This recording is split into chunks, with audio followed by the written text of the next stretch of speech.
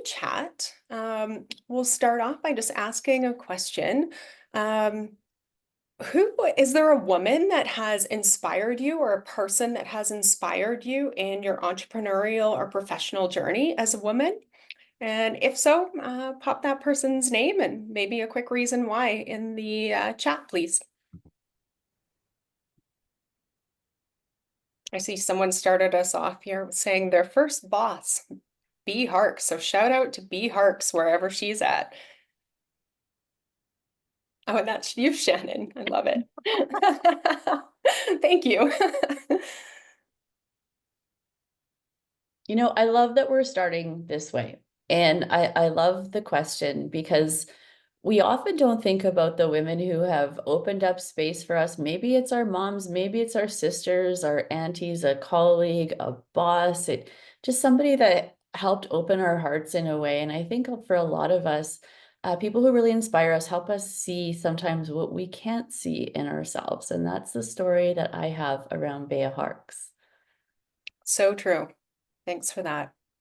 Okay, well, I think that we have most people logged in. We may get a couple people joining us as we go, but I'd like to start today's webinar off with a land acknowledgement. So Business Link acknowledges and respects that we are on traditional land, meeting grounds, territories, gathering places, and traveling routes of Treaty 4, 6, 7, 8, and 10, and the home to many First Nations, Métis, and Inuit people.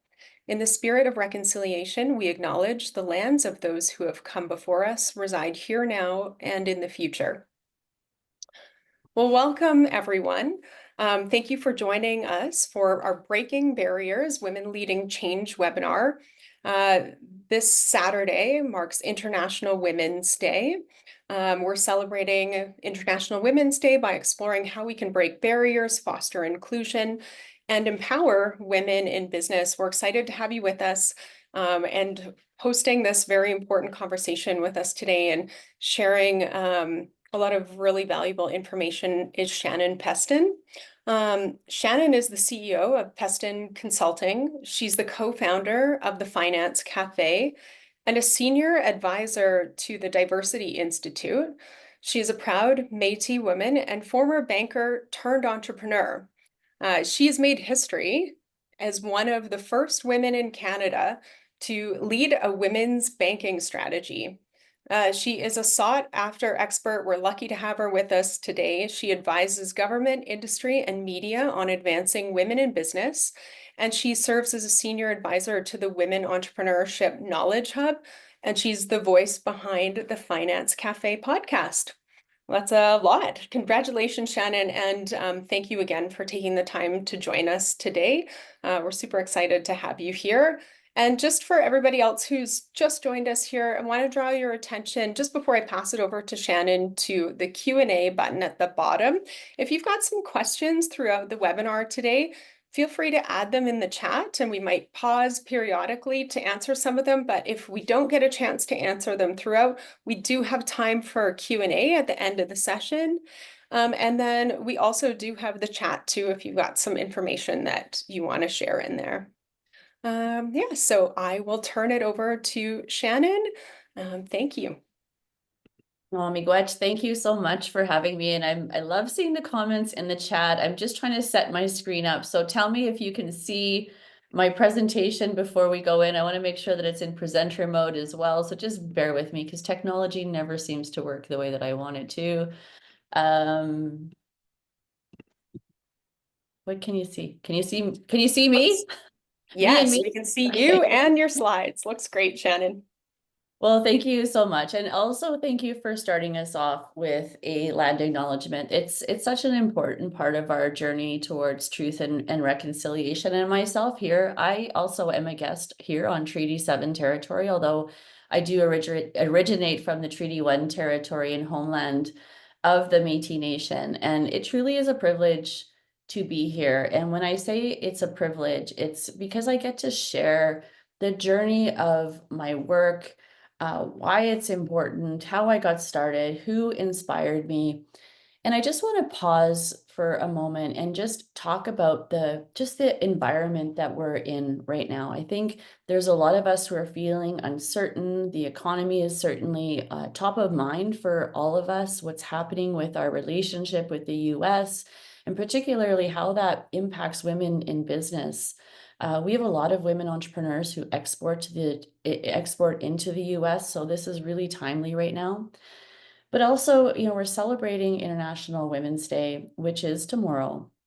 And I think that there's also a lot of questions around where does EDI fit in our world today? And I want to create space because I think there's a lot of us who are feeling a little psychologically unsafe right now about just our futures, where the world is going. I don't have all of the answers to that, but I do want to be able to address some of this because it's really important in a lot of the work that I do. So, again, hello, Tanze. I'm Shannon Pestun calling in from the Treaty 7 territory today. And thank you to Business Link for prioritizing this conversation, hosting space, and creating space for us to invite each of us to learn a little bit more about why this work is so important and allowing me to share the journey that I've been on. And quite frankly, my journey is one that I never expected I would be on. And I just want to go back because many people know my story, but I was somebody who left home. I left home at 15 years old, and I had a pretty broken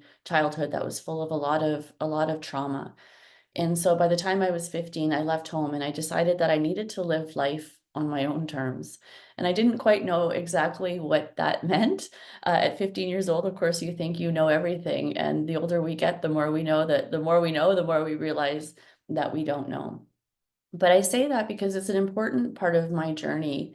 And the reason why I see the world the way that I see the world. And I think we often forget to pause about the experience of our own life experience and the things that we see, the things that we encounter, the things that we have to overcome.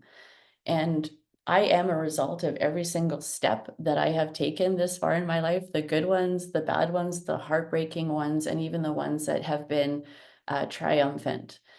And when I say that I didn't expect to be on this journey, I mean, I was somebody who dropped out of high school. The fact that I got into college was a huge thing for me, and then on to university.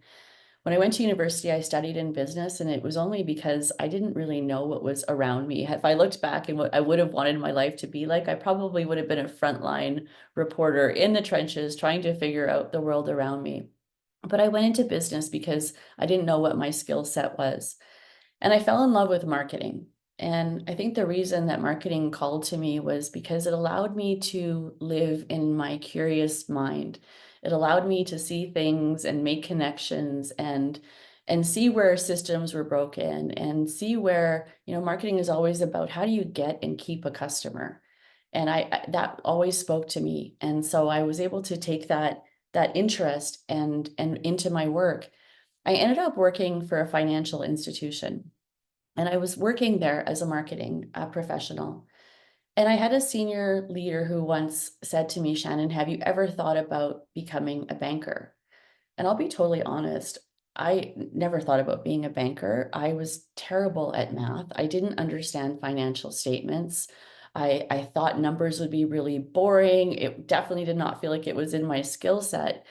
And I don't really know why I said yes, but I said yes.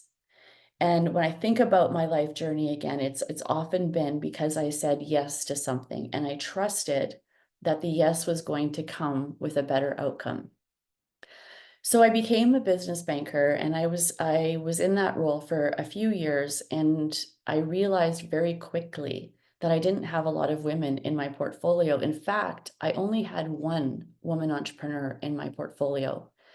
And as a portfolio, I'm really talking about lending and helping somebody access the money that they needed to start and grow their business. And that was a very eye-opening experience for me working with this woman because I could see different challenges. I could see where the questions were different. I could see where some of the brokenness of our financial system was preventing her from being able to access this money. And it really made me dive into a question of how do our systems hurt people and how do they help them?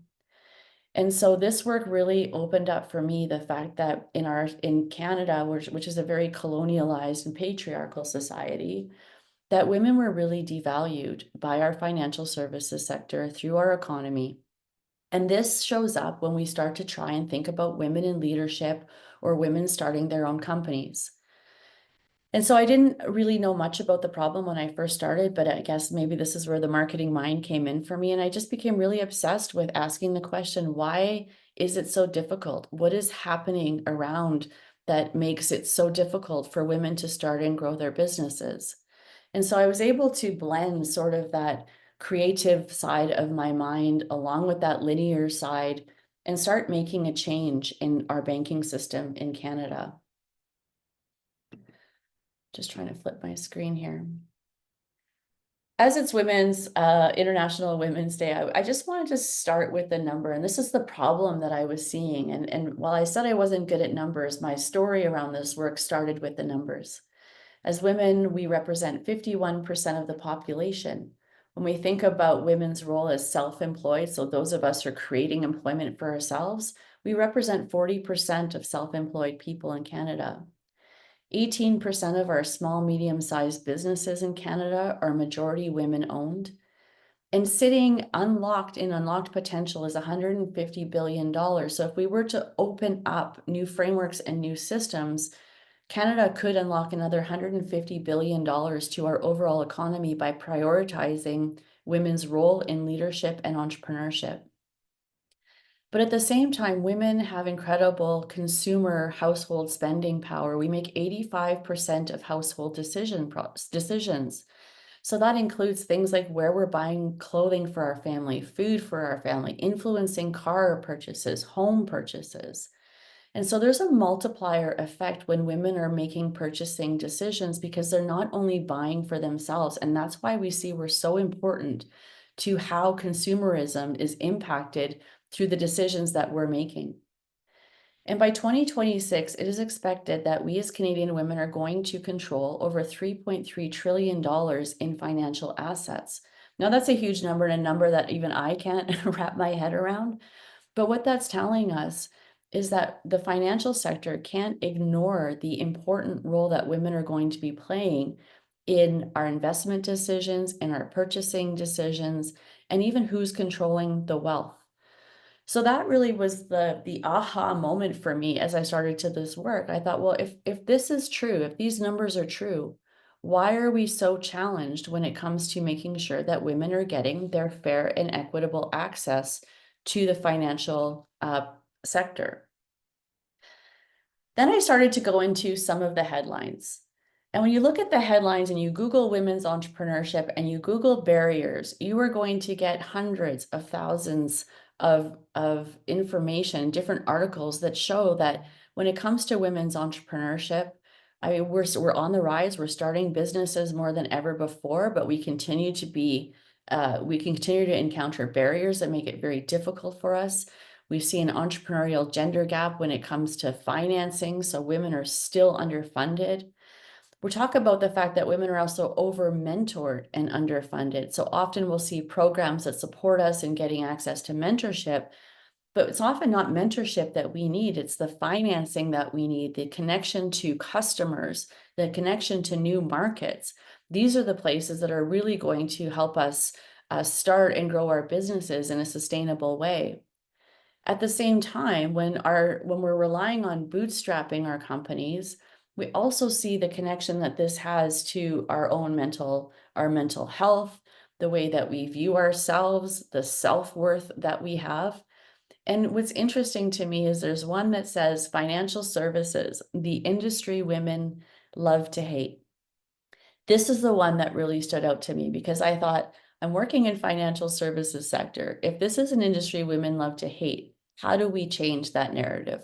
What needs to happen so that this industry is no longer seen as an industry that does not support women, but that empowers them?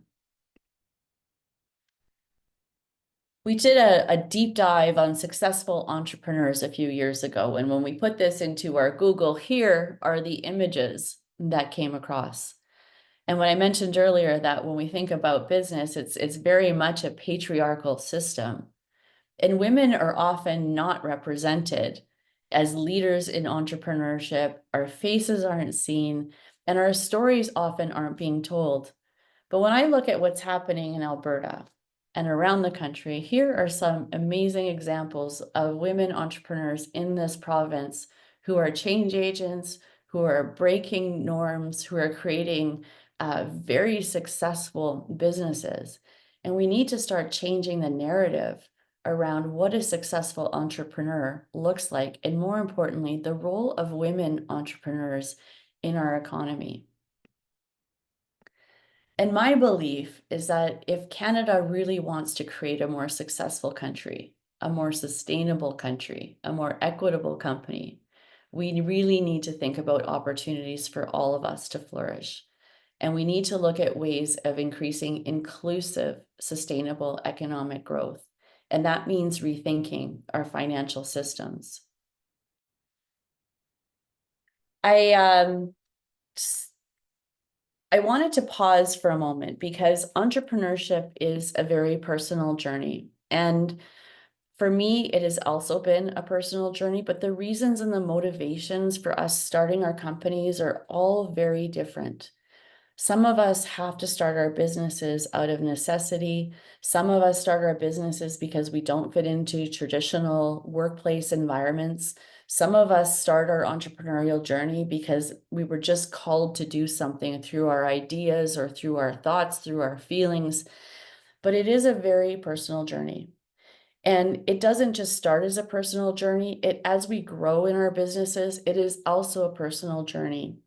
And what I have learned is the importance of being connected to the goals and the motivations that we have for starting our businesses, and really thinking about that interconnectedness between our personal goals and what is important to us, and how those can influence the business that we want to create. I shared a little bit about my story at the onset of this, but when I was a young girl, I was just very, very curious. Land was very important to me. My Indigenous values of being connected to land and animals and community were very important to me. But as I went through my own traumas, I lost a lot of my connection to community. I lost a lot of connection to myself, and went through some pretty dark days in my younger years. And when I say that entrepreneurship is a personal journey, for a lot of my life, it has been about being resilient, and it has been about overcoming barriers that I even had within myself, about the way that I viewed myself, the way that I thought, the way that I saw the world, and why it always kind of felt different from the way that other people were seeing things around them. And so this little girl, I often, take a look at who was Shannon when she was younger, because as I said, every step that I have taken, every experience in my life has led me into the person that I am today. And I will continue to evolve through my business. And I've learned, as I said earlier, the more we know, the more we realize we don't know. But even in the work that I do, the deeper that I go, the more I see how interconnected our systems are and how they impact everything around us. So while the problem for me started with a lack of women's entrepreneurship and seeing where the gaps were, when you start unveiling that picture and you start to think about intersecting identities, you start to think about things like race and gender identity and access to information and different levels of economic circumstances, you can see why it's so challenging to think about how are we going to make changes in our society when there are so many factors that can influence our ability to succeed. So I want to share some of the most important values and learnings that have guided me in my business. And even if you're not a woman entrepreneur, even if you're someone who's in your career right now, thinking about what is a meaningful career to me. Some of us are intrapreneurs, so we're very entrepreneurial thinkers inside organizations. Some of us are leaders of other people, and some of us are entrepreneurs. And here's what I've learned for myself and my own experience. But as I was starting my business, I really wanted to think about What problem is calling me to this work? And often we are called. If we feel a true calling, a true purpose, I always say to myself, where is that coming from? There's something that is ignited in me. So I really wanted to think about why is this calling me to this work? Why do I feel so passionate about building an inclusive system? And I really wanted to get clear on what problem am I trying to solve? And trying to define that in a way that other people could understand and that other people could also see what role that they would play in the work that I was doing. It was also so important to think about what is my mission and vision for the company and what values are going to guide me. And as I go along this journey, what am I going to be able to return through this business that I've created? One of the biggest challenges for entrepreneurs is not, or even as leaders, but is not listening to that calling. And sometimes when we're in businesses where maybe we're working in values that aren't aligned to ours, we're not fully bought into the vision of the organization. And through entrepreneurship, we can really think about these values and think about it on a more holistic level. When times get tough and I think, I can't do this work anymore, I'm tired, a lot of my work, because it's around advocacy, can be really emotionally draining. I go back to these questions, and these questions are the grounding source from every decision that I make in my company to how I refuel my excitement for the work that I do and to overcome some of those darker days that come with owning our business.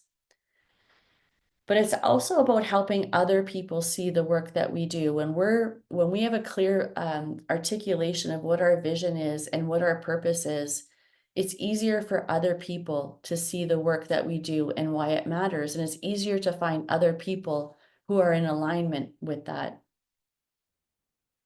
When I My last point on my last slide talked about what do I really want to be able to return? And in our indigenous cultures, we often talk about 7 generations. And so for me, a lot of the work that I do around empowering indigenous women entrepreneurs is about honoring my ancestors and thinking about what they had to overcome so that I could be in this moment here and that I can be a good future ancestor. And we don't see wealth as the same way. And quite frankly, a lot of the women entrepreneurs that I work with, our businesses are bigger than just about profit. Profit, sure, it might be the bottom line of our businesses, but it's never the full picture of the bottom line. Some of us are trying to just hone our personal gifts. Some of us might just be trying to survive, but some of us are thinking about how does my business impact what I'm able to give to my family. Maybe it's as a role model, maybe it's better economic situations, maybe it's thinking about how can this business help me ensure that I'm able to put my kids through university and help them reach their goals. And for my community, what do I want to be able to return to my community? And for me, that is how do I help our community move towards shared economic prosperity? How can I raise the profile of the challenges and the restrictions and the impact of genocide? How has that impacted our communities? And to future generations, what hope do I have? What control do I have in my business today that is going to be able to help our future generations? And so a lot of my work is involved around healing and journeying towards truth and reconciliation, and helping corporations understand what their role is in truth and reconciliation. But it's also about helping our communities come back to these feelings of self-determination, of justice, of cultural revitalization, of being able to bring our worldviews into critical systems today, whether it's climate and environment or family structures. And so through my business, what continues to anchor me is what do I want to be able to return?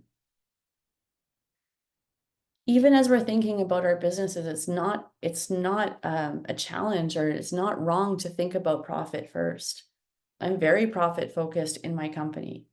And I'm profit focused because I know that through my profits, I can reach my other goals, which include giving back to my community. And the more that I succeed, the more I'm able to give and participate in shaping a better future for other people.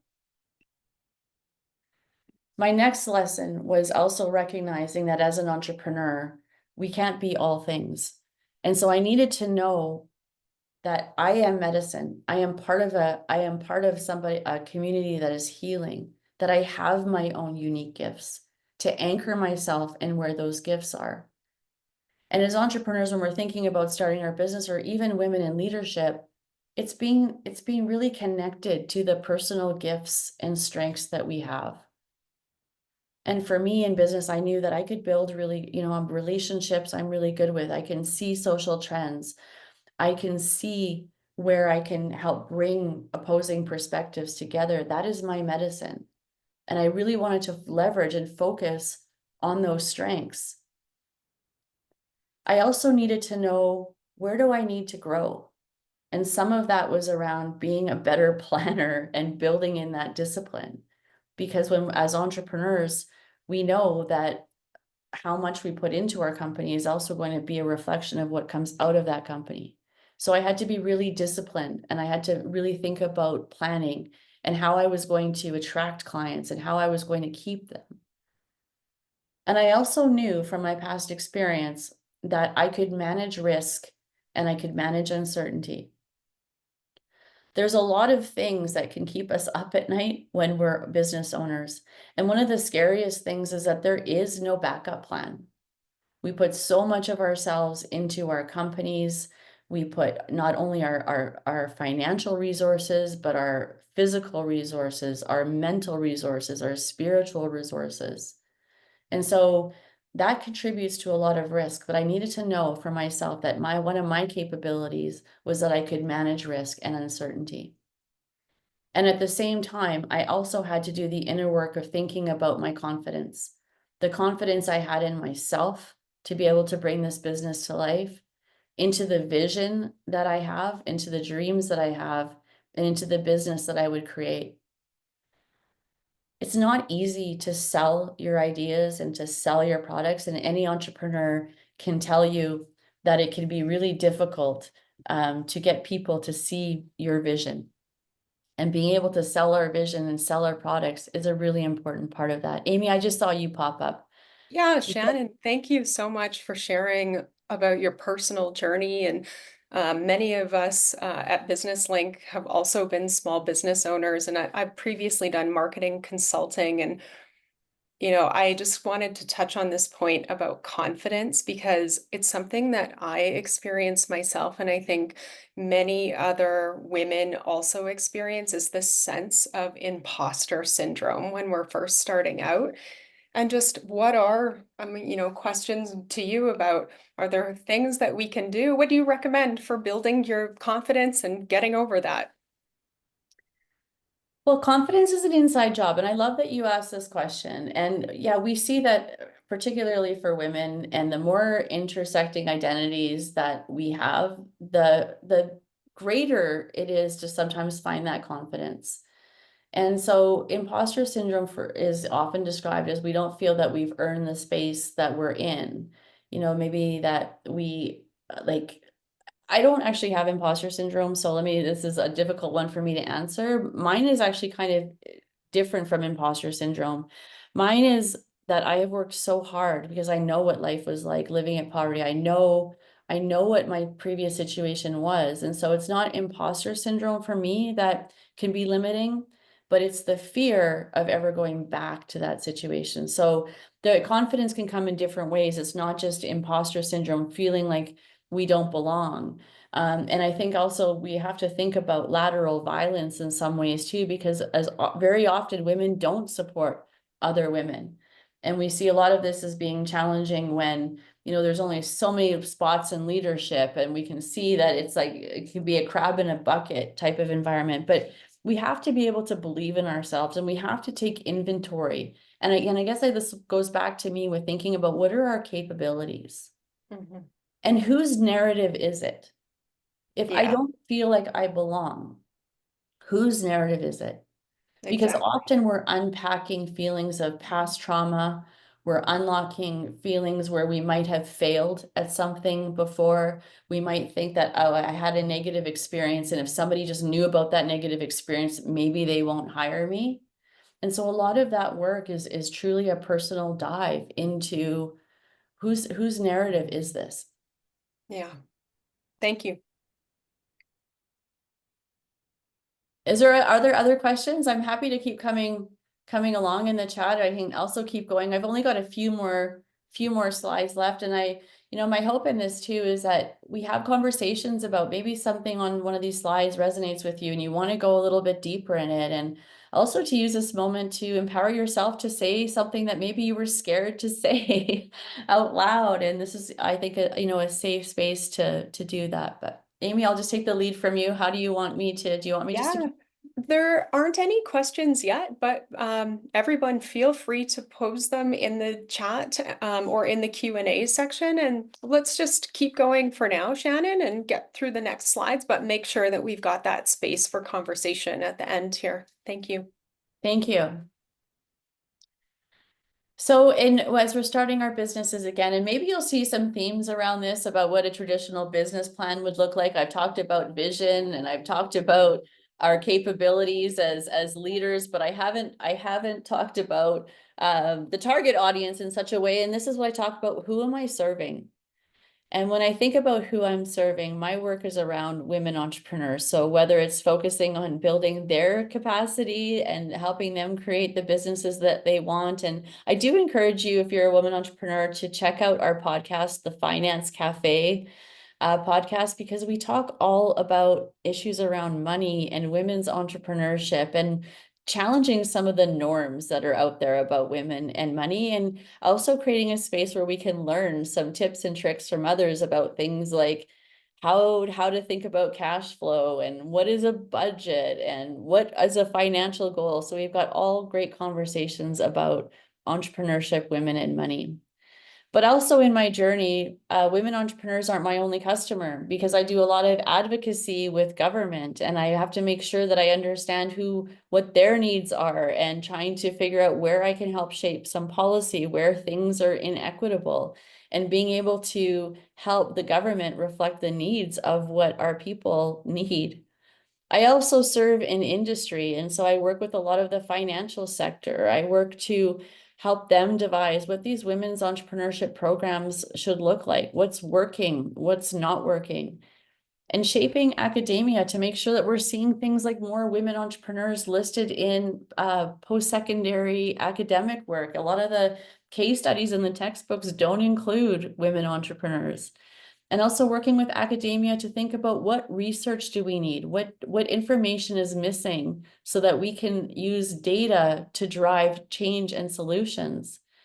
And there's a lot of organizations that are struggling to understand, well, how many women entrepreneurs does our organization support? And what do they need? Through data and through research, we can answer some of these questions to see what's working and for whom, and who's being left behind. As well, I serve media in the work that I do, because I want to make sure that women's voices are uplifted in media, that we're making sure that we're sharing success stories of women entrepreneurs, that we're challenging some of the stereotypes that we see about women's entrepreneurship. And so being able to use media to advocate, to share success stories is also a big part of my work. And as well, helping to build our ecosystem, and that's civil society. And that looks at things, just even what I'm doing now, helping to connect with their communities, to talk about entrepreneurship, to show what some of the trends are, to talk about what some of the different barriers are. So this, in my company, this would be my target audience. So if you were working on your business plan, I don't call it a target audience. I say, who am I serving? And through my gifts and through my experience and through my knowledge, how do I do that? The next lesson I want to talk about is building a financial foundation for our companies. And in this particular area, I think it's really important that we rethink words like profit. We rethink that we're not good with the numbers, that we rethink that we don't need things like budgets. And I call this for myself, building my financial foundation. And for me, as I was setting up my company, when I explored, okay, it's going to take, it takes, how am I going to earn money and how am I going to be able to cover the life that I want to have for myself? And so for me, building my financial foundation started with balancing safety and freedom of choice and how money intersects with that. Money is the one thing that most of us don't want to talk about. And it's mostly because there's such a vulnerability to money, and money also shapes our feelings of safety and security, but money also impacts our ability to enjoy life, the freedom to choose to see how do we want to use money, not just today, but in the future. And so a lot of us, when we think about business owners, the biggest fear is that we're going to run out of money in our companies. Cash flow management is the number one reason businesses fail. And also, a lot of us don't know how much money our companies actually need to make. And so, finding that feeling of balancing, I feel safe that my company is able to create enough money that I have safety to be able to cover the roof over my head, put food on our table, take care of my kids and the things that mean the most to me. But at the same time, being able to have money in a way that allows me to also enjoy my life, that I can go out for dinner every now and then with my friends, that I can give to communities that are important to me. And so we're thinking about building the financial foundation for our companies or even our personal lives. It's really about being able to identify, do I feel safe financially? And do I have that freedom of choice? So as I was building my company and working with other entrepreneurs, it's really about aligning our personal goals to the business. The reality is that our personal finances and our business finances are very interconnected. And so if I know what my personal goals are for my life, I need to start thinking about how am I now creating a business model that is going to allow me to be able to meet those personal goals. So it's about generating the profit needed to be able to meet our personal obligations and goals. And a lot of us, as I said, we're not sure about how we're setting our pricing strategies. We're not sure how at the end of the day we're earning our profit in our company. And profit is really important because profit allows us to pay ourselves. It allows us to invest in our companies and grow our companies. And it allows us to build that safety around sustainability. So a big part of building our companies is thinking about the financial decisions that we have to make in developing really healthy financial habits. And those habits could be things like, how am I planning for money? How am I thinking about earning money in my company? How am I thinking about profit? How am I using profit? What assets do I need in my company? And how am I going to manage those? And developing a healthy financial habit, like for myself, one of the things I do is I take myself on what I call a money date. And I ask myself, do I feel safe right now? Do I have freedom of choice? And what's in my control to be able to change some of that? Sometimes it means I have to go looking for other customers. Sometimes it's I'm doing okay and I need to scale back right now because I'm feeling really burnt out. And for many of us as entrepreneurs, the feeling of burnout is real because we wear so many different hats. But when we start building our companies from the financial foundation, we can start making decisions about how this company is shaping my personal life and everything around me from my friends, family, and community. The other thing that I wanted to say that as our businesses grow, it's important to be open to what the business needs to be. And I guess here's where I challenge our business plans a little bit.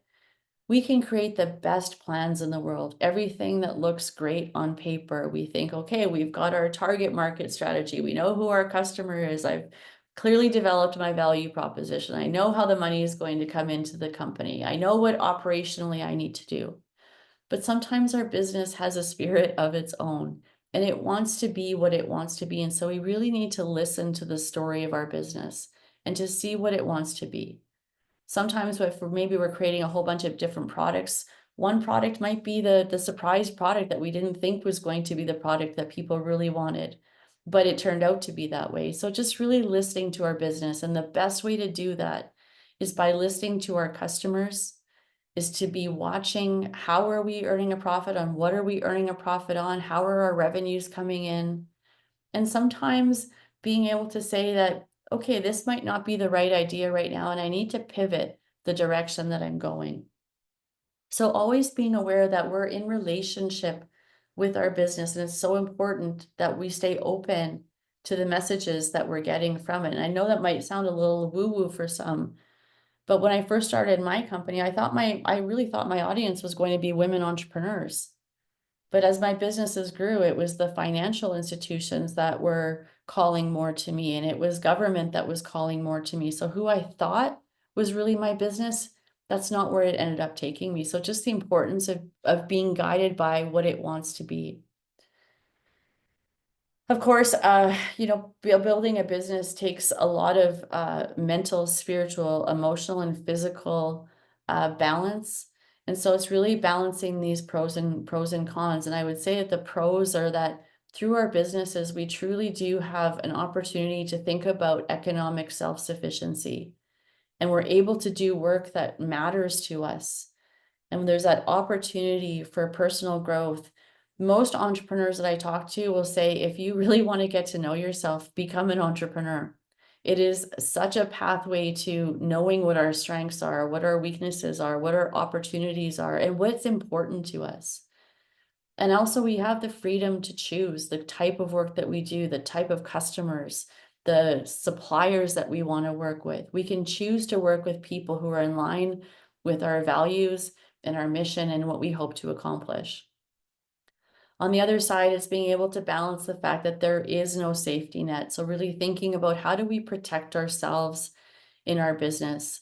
The importance of saving money for those emergencies and the rainy day funds, and also being able to embrace the risk that comes with entrepreneurship, because there's very limited certainty. I think about, we were at an International Women's Day event yesterday, and like we have been living in the last 5 years have been really traumatic for entrepreneurs. We went through COVID, and we were seeing like we were just bouncing back from COVID, and then the postal strike came into play, and now it's the issue of tariffs. So we're constantly living and balancing risk and uncertainty, and it's really important that we're able to identify when we feel safe and when we don't feel safe, and who we can talk to, and making sure that we have a solid team of professionals around us. The other con is judgment of others, and I see this a lot with women entrepreneurs. The expectations that we have to do it all. I see so many social influencers out there saying, well, here's how you create a 6 or 7 figure business. Or sometimes we succeed and others aren't as excited about our success as we are. And so as entrepreneurs, we're also putting our personal selves out there in a very vulnerable way. And some people aren't always going to be excited for you. So it's so important to be around community that celebrate your success, that challenge you to become the best version of yourself. And last is access to financial capital. This is the last point that I have on this. And so really building relationships with financial community members, and that might be developmental lenders, it could be traditional lenders, but it's also thinking about building savings too, so that we can help grow our business, and thinking about the revenues that we're earning from our company and the profit that we're earning from our company, that we still want to be able to figure out how to grow our companies by our own retained earnings.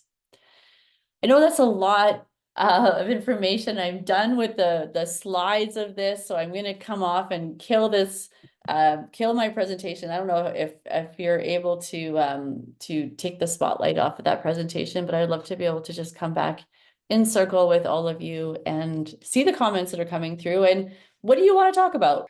There were questions from people today about useful resources that they could use. And I thought specifically something you and I have looked at, Shannon, and I think we share with our entrepreneurs is the Women's Entrepreneurship Knowledge Hub. I'm actually just going to post the link in the chat for everybody. So it's WEK the Women Entrepreneurship Knowledge Hub. And Shannon's a co-lead of that organization. And we also mentioned the Finance Cafe as well. And Shannon's podcast, of course, for a resource there. Thank you for putting that in the chat. What we do is we really take a look at what's working and what's not working and for whom. So that helps us allow things like, where does government need to put some money to support our ecosystem? What programs and what resources are out there that women can access? I saw a comment on grants, and grants are tricky because they take an awful lot of work. There are some that are out there, and maybe what I'll do, there's a Government of Canada has a link that has a whole bunch of different grants attached to it. But groups like Business Link are great connectors to different grants. There's also, when we're thinking about women entrepreneurs, there's Alberta Women Entrepreneurs is also another great organization because they also do developmental lending. So they will lend to businesses in ways that traditional financial institutions might not be able to do. And as well connect grants specifically that are focused on women entrepreneurs, but grants are not easy to come by. And I want to be able to say that because the challenge, this is a challenge with the way the capital is set up right now, is because what people are looking for is already validation of your product or idea. So it can be really tough. Like that free money isn't easy to come by. Yeah, thank you Oh, for and I that. see that Canada Benefits Finder. Yes, and that's exactly the link that I'm talking about, Trinity. And so you can go in there, you can put what industry you're from, the size, your revenues, and then they'll spit out a whole bunch of different grants that are applicable to your industry. Perfect. And then let's see. There was just a general question about getting started with your business. I'm going to do a little plug here for Business Link. If you don't know, we are a nonprofit organization. We are funded by the provincial and the federal government. We provide free business advice and free programs to entrepreneurs across Alberta. So check out our website. It's businesslink.ca. We'll throw it in the chat, and feel free to set up an in-person advice appointment, or you can do it virtually from wherever you are as well. And yeah, just looking at the chat for other questions. There was actually a question specifically about support for Indigenous women entrepreneurs. Shannon, I'm familiar with a couple of organizations, but what's top of mind for you?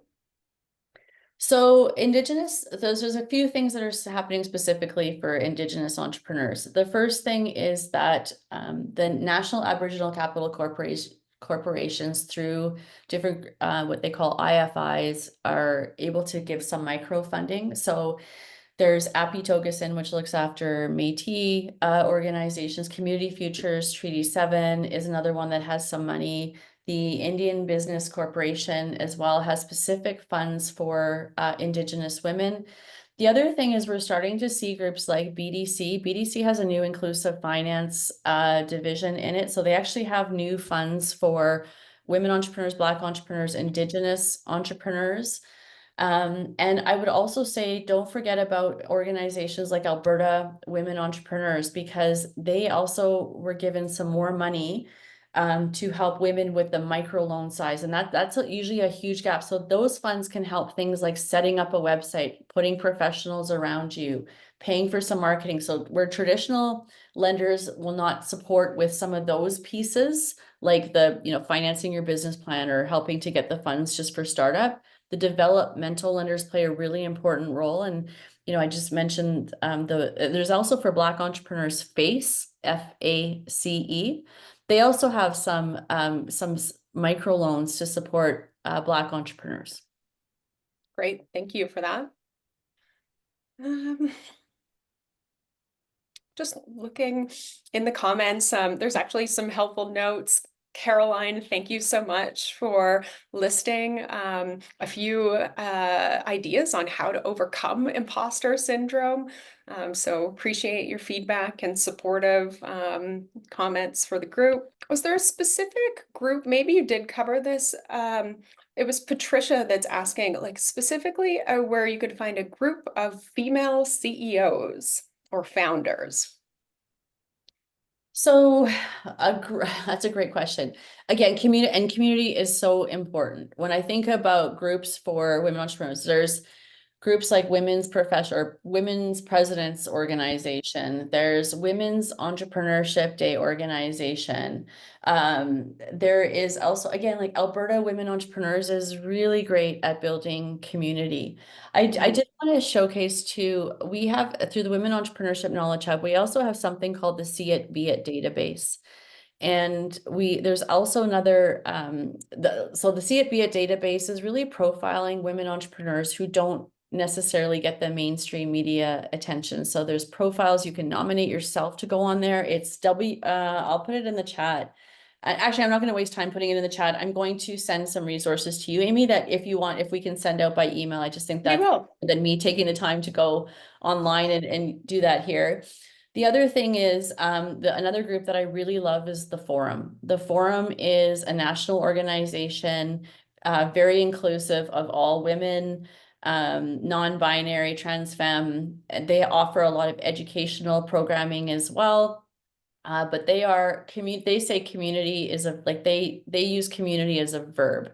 And I think they do an incredible job at that. Even following their Instagram is a great sense of community, but they've got so many different types of programs and offerings. And so there's not really just one specific group. There's lots that are happening. So, make sure that you're going and seeing what's happening in your community. Google women entrepreneur events near me. Even that has a lot of different meetup opportunities for that. I'll share some more resources, but the Women Entrepreneurship Knowledge Hub, again, we've got an event like promotional page on our website that shows different events that are happening around Calgary and around Alberta, sorry. Yeah, great. Thank you. And thanks to everyone else for putting some ideas and suggestions into the comments as well. Uh, Before we wrap up here, Shannon, one of the things that's been really top of mind for me and many others, especially women business owners over the last month, as we see many policies start to change their stance on, EDI. What does that mean and where are we headed here? What's your thoughts on that for women-owned businesses? Well, I think, yeah, we can take a look at our friends south of the border and see where programs are being rolled back. And there seems to be more polarization around EDI than ever before. And we can see that the conversation is getting louder and we're seeing the division even more so. I was with our federal minister of small business yesterday at the launch of the Women Entrepreneurship Knowledge Hub report, and just the commitment that we need to stay the course. We need to continue investing because, again, a lot of our programs they're not created to create an inclusive, sustainable economy. Our work at the Diversity Institute is not going to stop. Our work at the Finance Cafe to really talk about money from a gendered perspective and to give women more access to knowledge around some of the financial wellness components of this. Our work is certainly not going to stop. I know Alberta Women Entrepreneurs, their work is not going to be stopping. And so, we need to continue to support one another. But again, the data is so important because when we have the data to show what's working, there's more opportunities for government to be funding programs. I suspect that it's going to be a bit of a bumpy ride around EDI for a while, but again, I'll say to a lot of the financial sectors, they've got a women in banking programs. ATB Financial has women by ATB. I can think about TD, who has advisors that are even non-lenders who are just here to help. I did see a comment in, where can we go to get mentorship without envy and a competitive angst? Again, look for women's enterprises in your community because there's a lot of free advising services. There's lots of help with business planning. And Business Link is a perfect example of go to Business Link, get support for your business from somebody who's looking at your business with your best interest in mind. That's another reason I like a lot of these organizations, because they're going to be challenging you to look at your business plan for you to succeed. So getting, getting negative feedback sometimes is because we want to be able to ensure that you're being set up on a path that is a path that you can actually go down successfully. So I think a lot of our role as advisors is to be that stress test and help entrepreneurs think about their ideas a little bit more refined. Yeah, thanks for that. We are at time today, so I want to thank you again, Shannon. Really appreciate all of the wonderful insights that you've shared today. And everybody, thank you so much for joining us today. We will send a follow-up email late today or early tomorrow morning with some resources for you and just a recap on the webinar. So yeah, thanks everybody. Feel free to scan the QR code, subscribe to our newsletter, and we look forward to seeing you again. Thank you. Wishing everyone a happy International Women's Day. Absolutely. Thanks, Shannon. Thanks, everyone.